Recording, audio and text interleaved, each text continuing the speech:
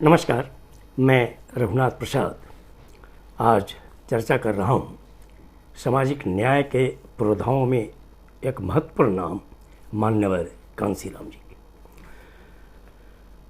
मान्यवर कांसीराम हमेशा याद किए जाएंगे अनुसूचित जाति, अनुसूचित जनजाति, अन्य पिछड़े वर्ग और अल्पसंख्यकों के प्रति अपनी संवेदना, अपने विचारों और अपने कार्यों के लिए। ये राजनीतिज्ञ के साथ साथ समाज सुधारक थे। वे वर्ण व्यवस्था के घनघोर विरोधी थे। इन्होंने पुणे में एक सरकारी संस्थान में लेबोरेटरी में नौकरी की थी। इस ऑफिस में ही उन्होंने जातिगत भेदभाव का अनुभव किया था। इस भेदभाव का उन पर बहुत ही असर पड़ा और उसके बाद उन्होंने डॉक्टर B.R. अम्बेडकर साहब की रचनाओं का अध्ययन करना शुरू किया और यहीं पे पहली बार उन्हें अम्बेडकर के विचारों से पाला पड़ा और वो पूरे देश में डॉक्टर अम्बेडकर साहब के विचारों को फैलाने के काम में लग गए। इन्होंने वर्ष 1981 में DS4 दलित शोषित संघर्ष समिति का गठन किया, जो आज भी देश में चल रहा है। इसके पहले 1978 में उन्होंने बामसेफ की स्थापना की थी, backward and minority community employees federation.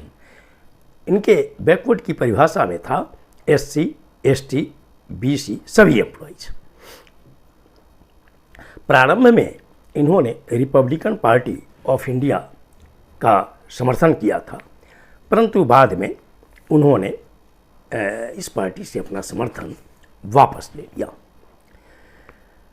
BAMCEF राजनीतिक संगठन नहीं था, वरन यह एम्प्लॉइज़ का संगठन था, जिसमें SC, ST, OBC और माइनॉरिटीज़ एम्प्लॉइज शामिल थे।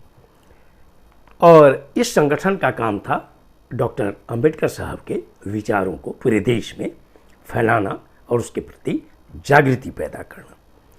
DS4 के जरिए इन्होंने दलित वोट को इकट्ठा करना शुरू किया तथा 1984 में इन्होंने बहुजन समाज पार्टी का गठन किया। पहला चुनाव इन्होंने छत्तीसगढ़ में लड़ा और बाद में उत्तर प्रदेश में इन्हें काफ़ी सफलता मिली। उत्तर प्रदेश में तो बाद में चलकर सुश्री मायावती जी के नेतृत्व में कई बार सरकारों का गठन हुआ और आज भी सुश्री मायावती बहुजन समाज पार्टी की सबसे बड़ी नेता हैं, मान्यवर कांसीराम जी के देहावसान के बाद से। 1982 में इन्होंने चमचा युग पुस्तक लिखी।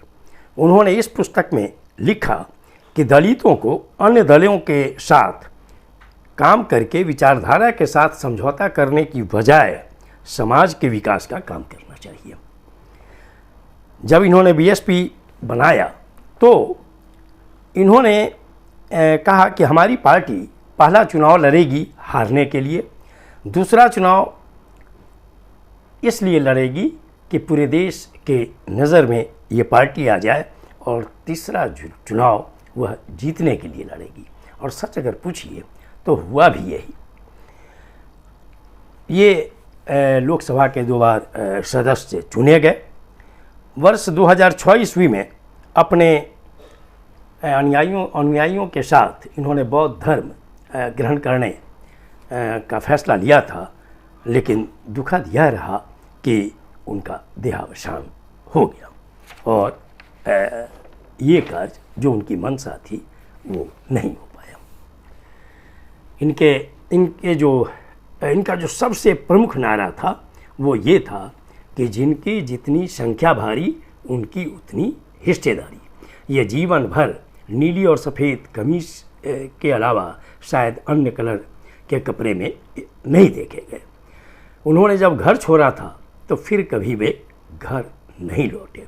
इन्होंने आजीवन वंचितों के लिए संघर्ष किया और पूरी जमात को संघर्ष के लिए प्रेरित किया, जगाया।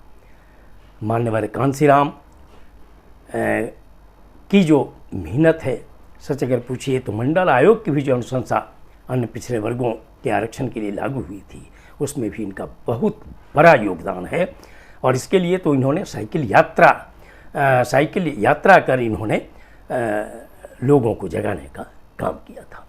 मान्यवर कांसीराम के प्रति हमारी सच्ची श्रद्धा यही होगी कि उनके द्वारा बताए रास्ते पर चलकर SC, ST, OBC और माइनॉरिटीज़ के लिए स्पेशली उनके हक के लिए लोगों को लोकतांत्रिक पद्धति से लड़ना सीखना चाहिए। उनकी आवाज़ को उठाने का हमेशा काम करना चाहिए समाज में। ये वीडियो आपको अच्छा लगा हो तो निश्चित तौर पर लाइक करें, शेयर करें।